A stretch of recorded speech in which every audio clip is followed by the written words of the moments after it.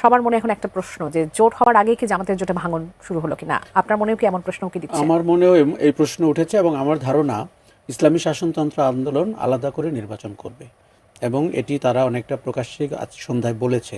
কেননা তারা যদি সন্তোষজনক আসন না পায় তাহলে তারা বলছে তাদেরকে সম্মান করা হচ্ছে না জোটের ভেতরে। এখন জামাতে ইসলামী আপ্রাণ চেষ্টা করছে যে ধর্মকে ব্যবহার করে বা ধর্মের নামে যে রাজনীতি সেই সমস্ত শক্তিকে এক জায়গায় নিয়ে আসতে।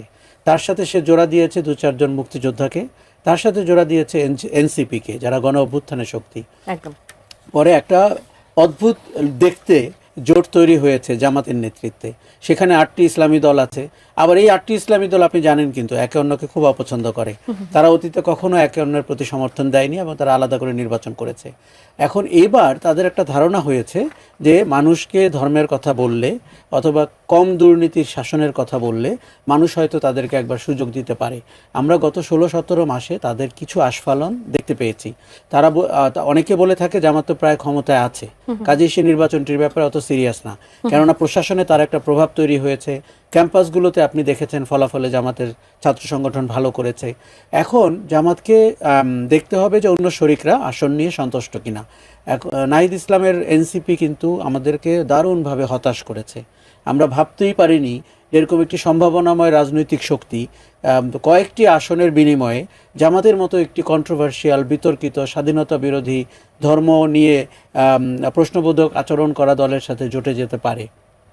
দেখুন, বিএনপির সাথে গেলেও কিছু সমালোচনা এনসিপির হতো, কিন্তু বিএনপি একটি মধ্যপন্থী দল এবং এই মুহূর্তে বাংলাদেশের স্থিতির জন্য অনেকেই মনে করছে বিএনপির পক্ষে ভোট দেওয়াটা বা ভোট পাওয়াটা স্বাভাবিক।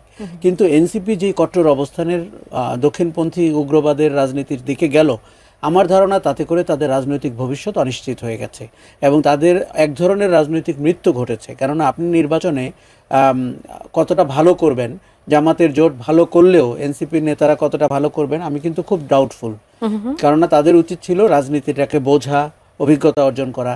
কাজেই 11 দলীয় জোট সেটি কিন্তু এখন পর্যন্ত পূর্ণাঙ্গ কোনো আসন সংখ্যা প্রকাশ করতে পারে। অনেকেই তো আসলে বলছে যে এনসিপি হচ্ছে তরুণদের নেতৃত্বে গঠিত হওয়া দল, জামাত বরঞ্চ গ্রেস পেল যে তারা জুলাই অভ্যুত্থানের সঙ্গে ছিল এবং তারা তরুণ নেতৃত্ব, সেজন্য জামাতের জন্য এটা আসলে পজিটিভ সাইড হয়ে গেল। আপনার কাছে কি তাই মনে হয়? এটা খুবই সাংঘাতিকভাবে সত্যি। কেননা দেখুন, জামাত একটা বিশেষ ঘরানার রাজনীতি করেন। 1971 সাল তাদের অস্বস্তির বছর এবং পরবর্তী 54 বছরে তাদেরকে এই প্রশ্নের উত্তর দিতে হচ্ছে এবং ক্ষমা চাওয়ার ব্যাপারে আমরা মোটামুটি একমত।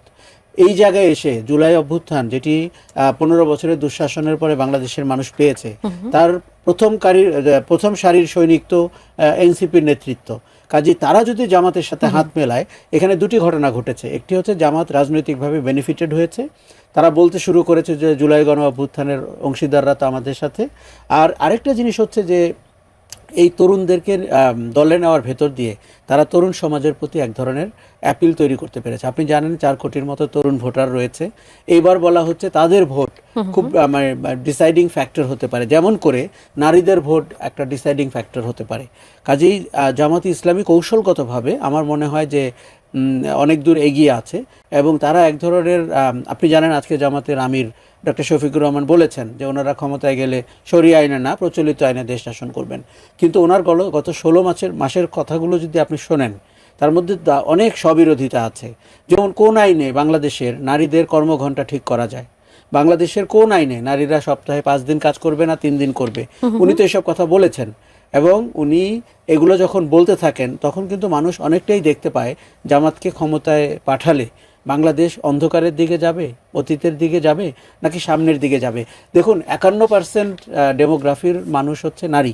তাদেরকে অসম্মান করে, তাদেরকে ঘরের ভেতরে আটকে রেখে আমার মনে হয়